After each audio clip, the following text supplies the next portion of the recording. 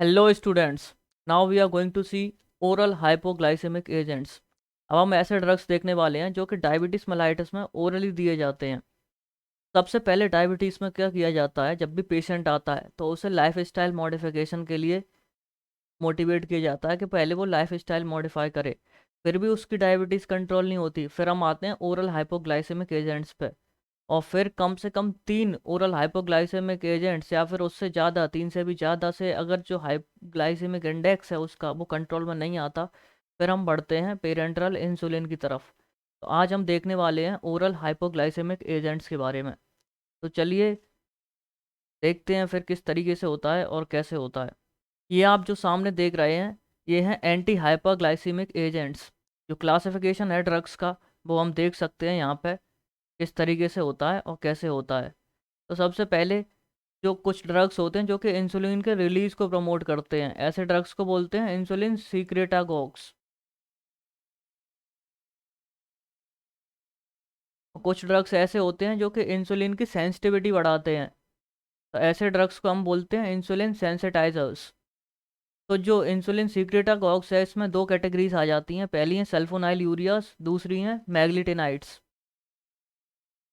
जो सल्फोनाइल यूरियास होते हैं ये भी आगे दो जनरेशन में डिवाइड होते हैं, आगे हम देखेंगे। फिर आते हैं हमारे मैग्लिटिनाइड्स, और उसके बाद दूसरे कुछ ड्रग्स हैं जो कि कुछ अलग अलग मैकेनिज्म से काम करते हैं। अल्टीमेटली ये इंसुलिन की सेंसिटिविटी बढ़ाते हैं, पेरिफेरल इंसुलिन सेंसिटिविटी। तो ये सारे ड्रग्स हो गए biguanides, thiazolidinediones, alpha glucosidase inhibitors, D2 agonist, DPP4 inhibitors, SGLT2 inhibitors. और कुछ ऐसे ड्रग्स हैं जो कि पेरेंटली दिए जाते हैं, उसमें इंसुलिन आ गई, हमारी GLP एनालॉग्स आ गए और अमाइलिन आ गई। तो आगे देखते हैं आज। सबसे पहले हम देखते हैं सल्फोनाइल यूरियाज के बारे में। जो सल्फोनाइल यूरियाज होती है ये ड्रग की कैटेगरी, ये किससे एंड होती है, हमारी आइड से। IDE इनके एंड में आता है। और ये आगे जाके दो जनरेशन के डिवाइड होते हैं, फर्स्ट जनरेशन सल्फोनाइल यूरियाज और सेकंड जनरेशन सल्फोनाइल यूरियाज। ये SU से है सल्फोनाइल यूरियाज, सबके एंड में आइड आएगा, इससे आप पता कर सकते हैं इनके सफिक्स से। फर्स्ट जनरेशन में दो ड्रग्स आते हैं, क्लोरप्रोपामाइड और टॉलब्यूटामाइड। इनके देखो एंड में आ रहा है आइड। और सेकंड जनरेशन में ड्रग्स आ जाते हैं ग्लाइब्यूराइड, ग्लिपिसाइड और ग्लिमिपिराइड। फर्स्ट जनरेशन के ड्रग्स के साथ क्या आता है, ये आजकल यूज़ नहीं होते हैं क्योंकि इनके साथ बहुत ज़्यादा हेपेटोटॉक्सिसिटी के केसेस हमें देखने को मिल रहे थे, इसलिए इन्हें बंद कर दिया गया है। आजकल जो यूज़ में लिए जाते हैं वो खाली सेकंड जनरेशन सल्फोनाइल यूरियास ही लिए जाते हैं। अब थोड़ा सा समझते हैं हम इसके मैकेनिज्म ऑफ एक्शन को। तो इसके मैकेनिज्म ऑफ एक्शन में हमने क्या देखा, ये क्या होते थे, जब हमने इंसुलिन के रिलीज के बारे में पढ़ा था तो हमने जाना था कुछ ऐसे सेल्स होते, कुछ ऐसे चैनल्स होते हैं जो क्या होते हैं, पोटेशियम चैनल्स, जो किससे क्लोज होते हैं, ATP की प्रेजेंस से। तो सबसे पहले सेल के अंदर, बीटा सेल के अंदर क्या आता था पैनक्रियास के, ग्लूकोज। ग्लूकोज के बाद क्या होता था, उसका मेटाबॉलिज्म। वो कहाँ चला जाता था, उसके रेस्पिरेटरी चेन में। रेस्पिरेटरी चेन में क्या होता था, ATP का प्रोडक्शन होता था।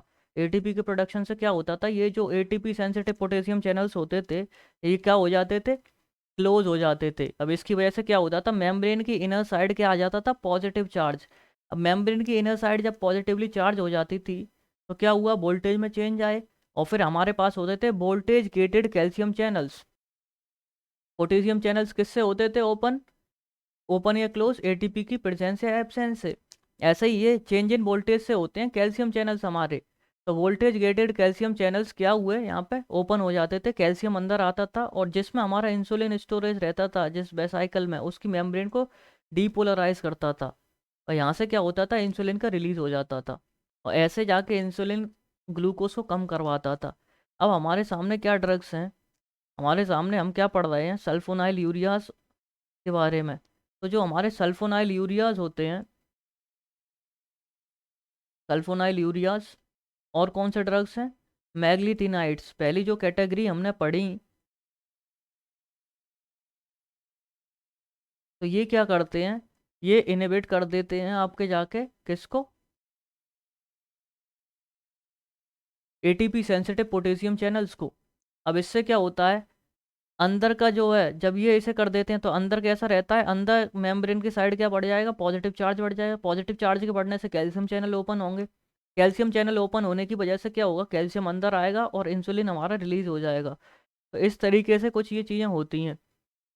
ये जो सल्फोनाइल यूरियाज होते हैं ये एक अलग साइड पर जाके बाइंड करते हैं, मैग्नीटिनाइट्स होते हैं ये एक अलग साइड पर बाइंड करते हैं, लेकिन दोनों काम क्या करते हैं, जो हमारे एटीपी सेंसिटिव पोटेशियम चैनल्स हैं इनको क्या करवा देते हैं, बंद करवा देते हैं। तो ये इनके हो गए मैकेनिज्म ऑफ एक्शन के बारे में। अब आगे बढ़ते हैं, समझते हैं। अगर हम इसको लिख दें मैकेनिज्म एक्शन को, तो ये तो हो गया एक तरीका, और ये 3 तरीके से काम करता है हमारा। सबसे पहले सल्फोनाइल यूरियाज क्या करते हैं, पहला मैकेनिज्म ऑफ एक्शन हमने देखा, तो हमने क्या देखा कि ये जो एटीपी सेंसिटिव पोटेशियम चैनल्स हैं इसको क्लोज कर देते हैं, ब्लॉक कर देते हैं। इसको ब्लॉक करने की वजह से क्या होता है, कैल्शियम डिपोलराइजेशन होता है मेम्ब्रेन का, और कैल्शियम का इन्फ्लक्स होता है। इन्फ्लक्स का मतलब कैल्शियम अंदर आता है सेल के, और कैल्शियम इन्फ्लक्स के बाद क्या होता है, इंसुलिन रिलीज हो जाता है बीटा सेल से। दूसरा मैकेनिज्म क्या है, reduction in hepatic glucose production. हमारा जो ग्लूकोज का प्रोडक्शन हो रहा है लिवर में, जो एक्सेसिव ग्लूकोज प्रोडक्शन होता है लिवर में, वो कारण होता है ब्लड, वो ही मेन कारण होता है ब्लड ग्लूकोज के बढ़ने का। तो दूसरी ये चीज़ क्या करते हैं, जो हेपेटिक ग्लूकोज प्रोडक्शन हो रहा है उसको क्या करते हैं, उसमें कमी लाते हैं, उसको कम करते हैं, रिड्यूस करते हैं। तो इस तरीके से ब्लड ग्लूकोज कम करते हैं। तीसरी क्या चीज़ करते हैं, ये जो पेरिफेरल इंसुलिन सेंसिटिविटी है उसको बढ़ा देते हैं, यानी कि हमारे मसल्स हो गए, एडिपोज टिश्यूज हो गए, वहाँ पर जाके इंसुलिन की सेंसिटिविटी बढ़ा देते हैं। इंसुलिन की सेंसिटिविटी बढ़ने से क्या होता है, वो ग्लूकोज ज़्यादा अपटेक करने लगते हैं। जब बाकी जो टिश्यूज होंगे वो ग्लूकोज को अपटेक करने लगेंगे, तो जो ब्लड में पड़ा हुआ ग्लूकोज होगा वो कम हो जाएगा। तो इस तरीके से हमारा ब्लड ग्लूकोज कम हो जाएगा,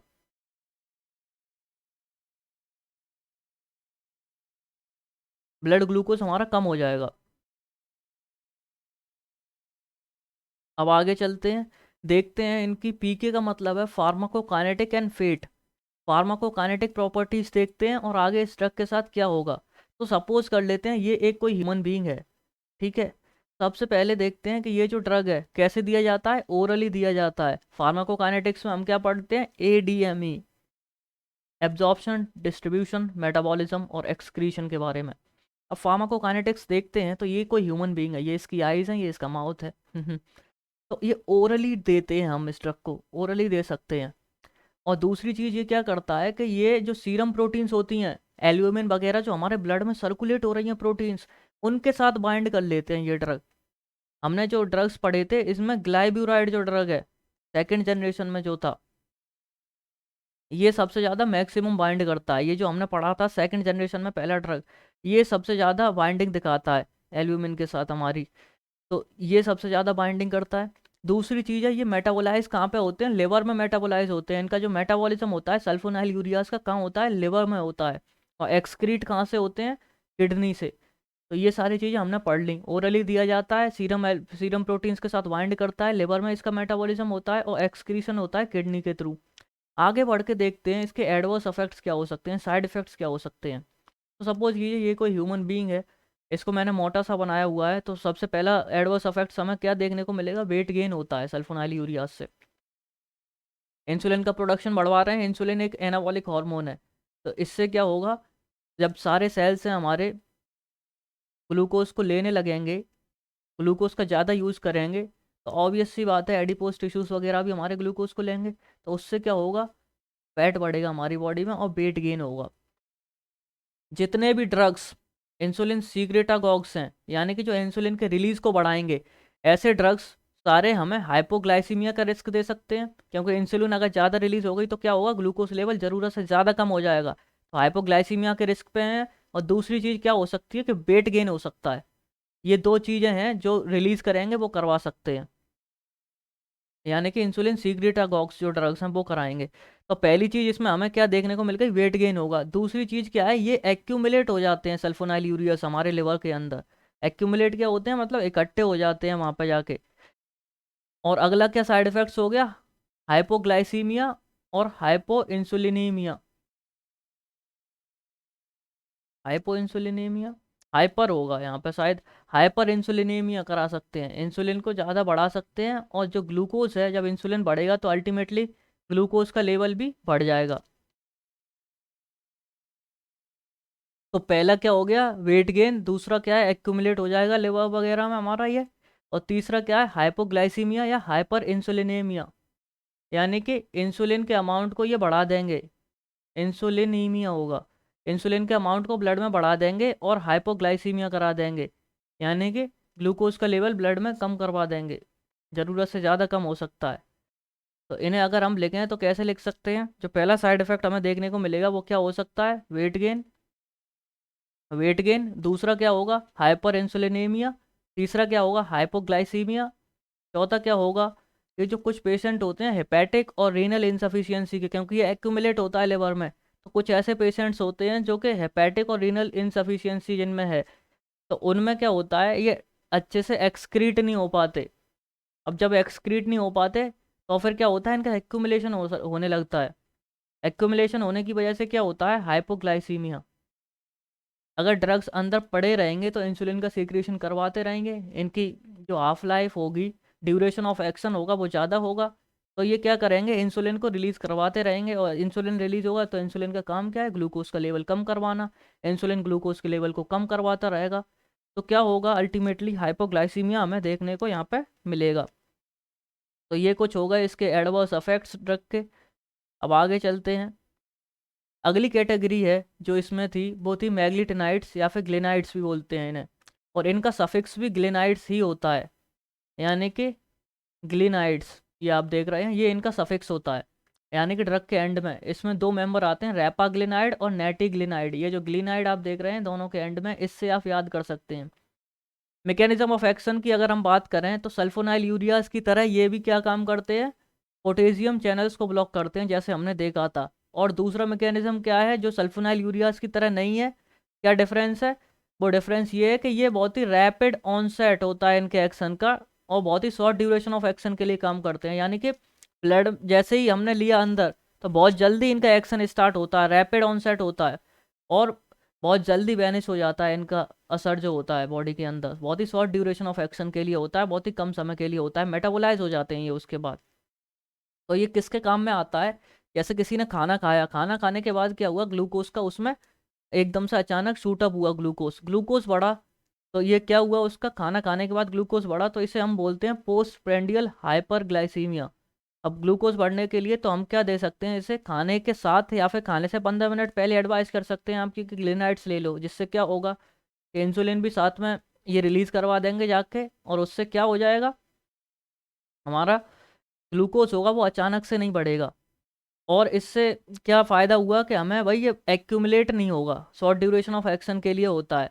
लेकिन ये क्योंकि बहुत शॉर्ट ड्यूरेशन ऑफ एक्शन है तो हम इन्हें अकेले नहीं दे सकते, अगर किसी को उस पर मेंटेन करना है। बहुत से पेशेंट्स होते हैं जिनमें नॉर्मली ब्लड ग्लूकोज क्या होता है, वो नॉर्मल रेंज में रहता है, लेकिन कभी कभी क्या होता है, यही जो नॉर्मल ग्लूकोज है खाना खाने के बाद बढ़ता है बस। जब खाना खाया किसी इंसान ने उसी टाइम बढ़ेगा, बाकी टाइम नॉर्मल रहता है। तो ऐसे केस में हम मैग्लिटिनाइड्स को दे सकते हैं उस पेशेंट को।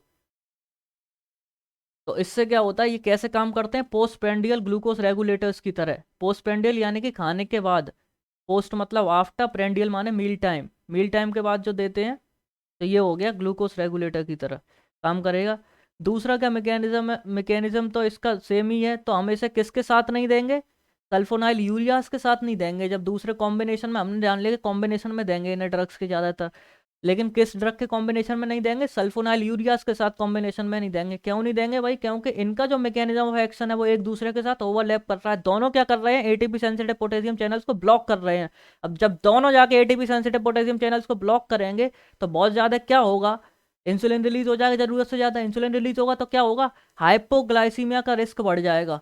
इसलिए कभी भी ग्लिनाइड्स और कौन से ड्रग्स हो गए, सल्फोनाइल यूरियाज को एक साथ नहीं देंगे। इस चीज को हमेशा याद रखना है हम लोगों को। अब आगे देखते हैं फार्माकोकाइनेटिक्स और फेट, इसका क्या है? फार्माकोकाइनेटिक्स यानी कि again study of ADME, her drug की देखेंगे हम, हर कैटेगरी की किस तरीके से होती है। तो क्या होता है, इन्हें खाने से पहले लेना चाहिए। क्यों लेना चाहिए वो आपको बता ही दिया, बहुत शॉर्ट ड्यूरेशन ऑफ एक्शन के लिए काम करते हैं, बहुत रैपिड ऑनसेट होता है इनका, तो खाने से पहले ले लेना चाहिए। अगली चीज़ है well observed after oral administration. जो एडमिनिस्ट्रेशन होता है इनका वो ओरली ले सकते हैं, और एब्जॉर्प्शन भी बहुत अच्छा होता है ओरली लेने के बाद। अगली क्या चीज़ होती है, जैसे जो ग्लिनाइड्स होते हैं हमारे मैग्लिटिनाइड्स, इनका जो मेटाबॉलिज्म होता है वो लिवर में होता है। लिवर में मेटाबॉलिज्म किन एंजाइम से होता है? साइटोक्रोम P450, ये ग्रुप ऑफ एंजाइम्स होती हैं, इनमें भी स्पेसिफिकली साइटोक्रोम CYP3A4, इन वाली एंजाइम से क्या होता है? इनका मेटाबॉलिज्म होता है। अब जब इन वाली एंजाइम से इनका मेटाबॉलिज्म होता है, यानी कि ड्रग का एक्शन वैनिश हो जाता है। ड्रग के एक्शन को एलिमिनेट करने के लिए, ख़त्म करने के लिए हमारे पास दो चीज़ें हैं, या तो ड्रग को मेटाबोलाइज कर दिया जाए या फिर ड्रग को एक्सक्रीट कर दिया जाए, एज इट इज़ उसी की वैसी फॉर्म में एलिमिनेट कर दिया जाए बॉडी से। तो मेटाबॉलिज्म से क्या होता है, इसका असर खत्म हो जाता है। तो ग्लिनाइड्स क्या होते हैं, इन एंजाइम से मेटाबोलाइज होते हैं और एक्सक्रीट होते हैं किडनी के थ्रू। अब यहाँ पे इन एंजाइम्स का बताने का क्या मतलब था,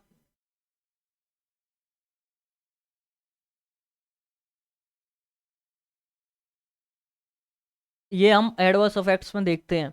तो एडवर्स इफेक्ट्स पे आते हैं, सबसे पहला डिस्कस करते हैं क्या होता है। हाइपोग्लाइसीमिया हो सकता है और वेट गेन होगा। हाइपोग्लाइसीमिया यानी कि जो ब्लड ग्लूकोज लेवल है वो कम हो जाएगा, और वेट गेन लेकिन उतना नहीं होगा जितना सल्फोनाइल यूरियाज के केस में होगा।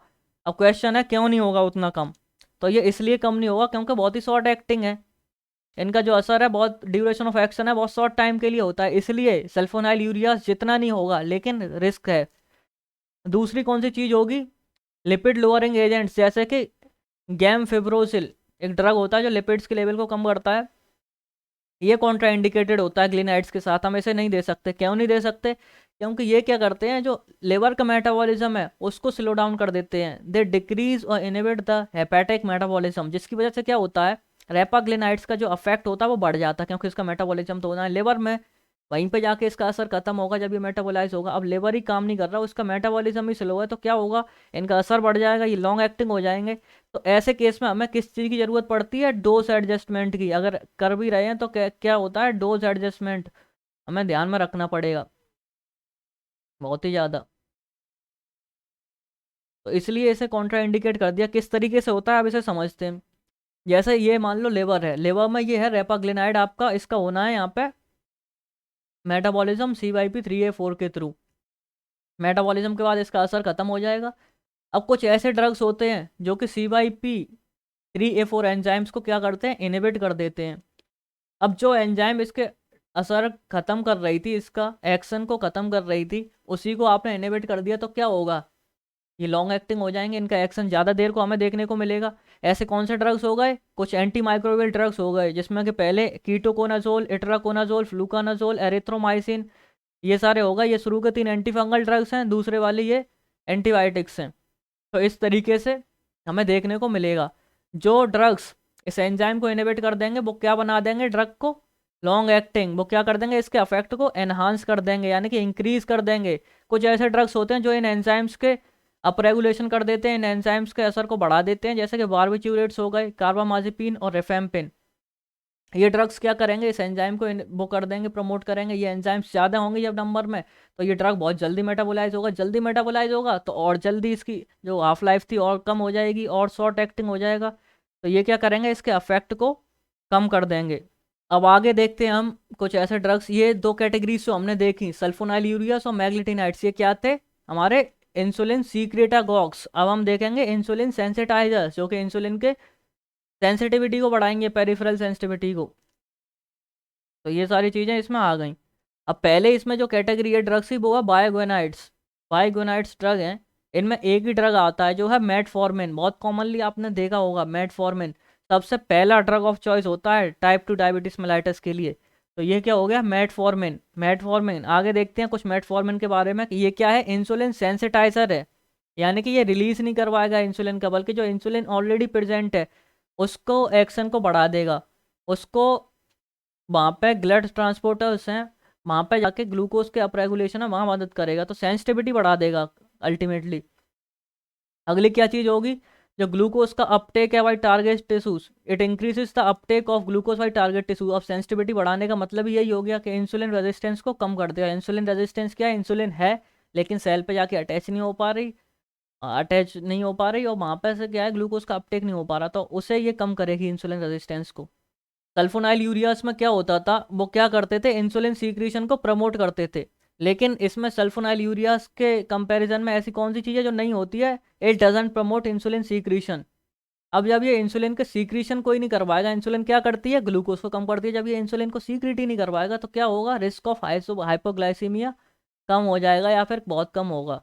यानी कि जब इंसुलिन ही नहीं है तो फिर ग्लूकोज को बहुत ज़्यादा इंसुलिन ज़रूरत से ज़्यादा होने का चांस ही पैदा नहीं होता, क्योंकि ये इंसुलिन के सीक्रेशन को तो बढ़ा ही नहीं रहा, तो हाइपोग्लाइसीमिया का रिस्क यहाँ पे बहुत कम हो जाता है। हाइपोग्लाइसीमिया एक इमरजेंसी होती है, जैसे कि हमने इंसुलिन वाले पहले लेक्चर में देखा था। और क्या है, ये यूज़फुल है पीसीओडी के ट्रीटमेंट में भी। क्यों हुआ? क्योंकि ये इंसुलिन के रेजिस्टेंस को बढ़ा देती है। जो पॉलीसिस्टिक ओवरी सिंड्रोम होता है फीमेल्स में, उसमें देखा गया है कि इंसुलिन रेजिस्टेंस हो जाता है, और ये इंसुलिन रेजिस्टेंस को कम करने में मदद करती है, तो कहीं ना कहीं पीसीओडी में हेल्पफुल है। और आजकल क्या हो रहा है इस ड्रग को, आजकल ये ट्रायल्स हैं, इसके अंडर ट्रायल्स चल रहे हैं किस चीज़ के लिए? As an anti ageing agent, anti ageing agent, ये अभी ट्रायल्स में है। अब आगे देखते हैं मैकेनिज्म ऑफ एक्शन के बारे में। तो किसी एक मैकेनिज्म से काम नहीं करता हमारा मेटफॉर्मिन, अलग अलग मैकेनिज्म्स हैं इसके काम करने के लिए हमारे पास। सबसे पहले हम देखते हैं कि क्या मैकेनिज्म है। हमारी कुछ एंजाइम्स होती हैं लिवर में, जैसे कि एएमपी के, एडिनोसिन मोनोफॉस्फोकाइनेज। एएमपी के एंजाइम्स होती हैं, ये क्या करती हैं, जो हमारी जीन्स होती हैं कुछ, जो कि ग्लूकोनियोजेनेसिस करवाती हैं। ग्लूकोनियोजेनेसिस एक ऐसी प्रोसेस होती है जिसमें क्या होता है, ग्लूकोज का फॉर्मेशन होता है किसी दूसरे सोर्स से, नॉन कार्बोहाइड्रेट सोर्स से। तो ultimately gluconeogenesis is formation of a glucose, simple. तो ऐसी जीन्स कुछ होती हैं जो कि ग्लूकोनियोजेनेसिस को प्रमोट करती हैं, और एएमपी के एक एंजाइम होती है, वो इन जीन्स को क्या करती है, इनहिबिट करती है। तो हमारा जो ड्रग है मेटफॉर्मिन, वो क्या करता है, इन्हीं एंजाइम्स को जाके इनके नंबर को बढ़ा देता है, प्रमोट करता है, इन एंजाइम्स को एगोनिस्ट की तरह काम करता है। तो जब इन एंजाइम्स का नंबर बढ़ जाता है, ये एनहांस कर देता है, इनका अपरेगुलेशन कर देता है, तो जो जीन्स होती हैं वो ज़्यादा इनहिबिट होंगी, ज़्यादा इनहिबिट होंगी, तो क्या होगा, ग्लूकोनियोजेनेसिस कम हो पाएगी। ग्लूकोनियोजेनेसिस जब कम होगी तो क्या होगा, अल्टीमेटली ग्लूकोज कम बनेगा, तो ग्लूकोज कम हो जाएगा। और जो भी एक्सेस ग्लूकोज बनता है ना हमारे लिवर में, वो ही मेन कारण होता है इंक्रीज्ड ब्लड ग्लूकोज का। तो अगर हम उसको ही बंद कर देंगे तो कहीं ना कहीं बहुत ज़्यादा हेल्प मिलेगी ग्लूकोज के लेवल को कम करने में। ये जो कुछ जीन्स होती हैं, फॉस्फोनिल पायरोवेट कार्बोक्सिनेज, एक जीन ये है, और ग्लूको 6 फॉस्फेटेज, ये कुछ जीन्स के नाम है जो कि क्या करवाती हैं, ग्लूकोनियोजेनेसिस, इन्हीं को इनहिबिट करती है हमारी एएमपी के। अब आगे नीचे चलते हैं, दूसरा मैकेनिज्म देखते हैं किस तरीके से। ये हो गया एक मैकेनिज्म। दूसरे मैकेनिज्म में जो हमारी मसल्स और एडिपोज टिश्यूज हैं, इनमें क्या होता है, ग्लट रिसेप्टर्स होते हैं प्रेजेंट। ग्लट रिसेप्टर्स क्या होते हैं, ये क्या करते हैं, ग्लूकोज के अपटेक के लिए रिस्पॉन्सिबल होते हैं। ग्लूकोज के अपटेक को क्या करवाते हैं, ये ट्रांसलोकेशन करवाते हैं। अंदर प्रेजेंट होते हैं ये सेल के, जब ग्लूकोज आता है तो ये बाहर आ जाते हैं सरफेस पे, इस प्रोसेस को बोलते हैं ट्रांसलोकेशन। तो ग्लट फोर रिसेप्टर्स क्या करते हैं, यहाँ पे ट्रांसलोकेशन करवाते हैं। और क्या होता है, उससे इंसुलिन आती है, उनसे अटैच होती है, और ग्लूकोज के अपटेक को करवा देती है। इससे क्या होता है, जो हमारा पेरिफेरल ग्लूकोज का अपटेक है वो बढ़ जाता है। और जब ग्लूकोज अपटेक हो जाएगा मसल्स में, एडिपोज टिश्यूज में, तो क्या होगा, ब्लड में कम रह जाएगा ग्लूकोज, तो ब्लड ग्लूकोज कम हो जाएगा। तो अब होता क्या है, जो हमारी मेटफॉर्मिन होती है, इस ट्रांसलोकेशन को क्या करती है, प्रमोट करती है। इंसुलिन और जो एडिपोज टिश्यूज के अंदर जो ट्रांसलोकेशन वाला प्रोसेस हो रहा है ग्लट रिसेप्टर्स का, इसको क्या करती है, प्रमोट करती है। देखो ये हैं ब्लू कलर से बने हैं ग्लट रिसेप्टर्स, तो इनमें क्या होता है, ये हैं ग्लूकोज ट्रांसपोर्टर्स। हमारा बाहर ग्लूकोज पड़ा हुआ है, इंसुलिन आती है, जब तक इंसुलिन इससे अटैच नहीं होगी तब तक ये नहीं होगा, तो जब इंसुलिन आएगी तो ये ग्लूकोज का अपटेक अंदर हो जाता है। और इनका जो ट्रांसलोकेशन होता है सेल की सरफेस पे आने की प्रोसेस को कौन करवाती है, मेटफॉर्मिन प्रमोट करती है। तो पहला हमने क्या देखा था, इसका मैकेनिज्म ऑफ एक्शन हम पहले देखा था कि ये क्या करती है, एएमपी काइनेज को प्रमोट करती है, जो कि अल्टीमेटली क्या करती हैं, जीन्स को इनहिबिट करती हैं। दूसरा हमने क्या मैकेनिज्म ऑफ एक्शन देख लिया कि ये ट्रांसलोकेशन बढ़वाता है ग्लट रिसेप्टर्स का, मेटफॉर्मिन। अब तीसरा क्या देखते हैं, तीसरा सिंपल है, जो इंटेस्टाइन है वहाँ पे जाके यह क्या करती है, हमारी मेटफॉर्मिन ग्लूकोज के एब्जॉर्प्शन को रिड्यूस करती है, इनहिबिट करती है, डिक्रीज करती है। ये देखो एम से बनाई मेटफॉर्मिन, ये क्या कर रही है, ग्लूकोज के एब्जॉर्प्शन को कम कर रही है इंटेस्टाइन में। ये इंटेस्टिनल एपिथेलियम, हमारा बिलाई वगैरह जो होती हैं, आपने पढ़ाई होगा स्ट्रक्चर में, तो क्या होगा, ग्लूकोज का एब्जॉर्प्शन कम हो जाएगा, ग्लूकोज का एब्जॉर्प्शन है हमारा कम हो जाएगा इंटेस्टाइन में, जिससे क्या होगा, ब्लड में ग्लूकोज जब एब्जॉर्ब ही नहीं होगा तो बढ़ेगा नहीं। चौथा मैकेनिज्म क्या है कि प्लाज्मा ग्लूकेगन को कम करती है। ग्लूकेगन एक ऐसी एंजाइम होती है जो कि ब्लड ग्लूकोज को बढ़ाती है।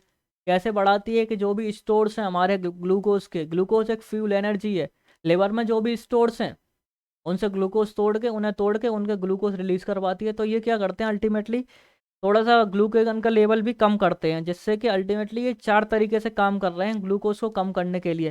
पहला था एएमपी के काइनेज को वो प्रमोट कर रहे हैं, दूसरा था ट्रांसलोकेशन बढ़वा रहे हैं ग्लूटामेट रिसेप्टर्स का, तीसरा था एब्जॉर्प्शन कम करवा रहे हैं ग्लूकोज का इंटेस्टाइन से, चौथा था कि प्लाज्मा ग्लूकेगन को कम कर रहे हैं।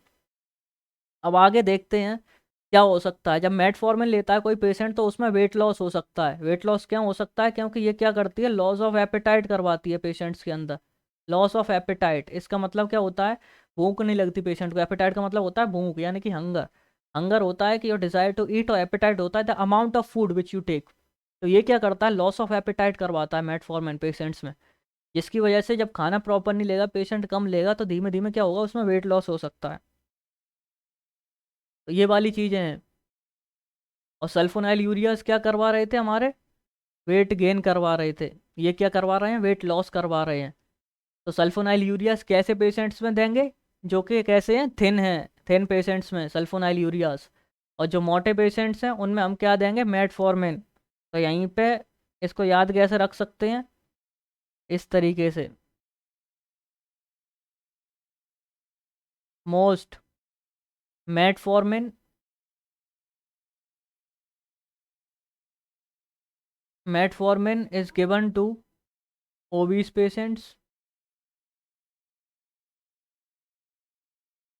and sulfonyl ureas are given to thin patients। इस तरीके से हम कुछ याद रख सकते हैं। ये बस एक निमोनिक है याद रखने के लिए। अब आगे चलते हैं, इसकी फार्माकोकाइनेटिक प्रॉपर्टीज देखते हैं हम।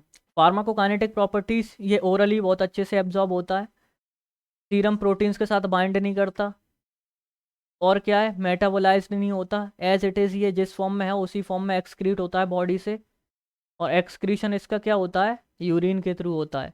ये इसकी फार्माकोकाइनेटिक प्रॉपर्टीज हो गई।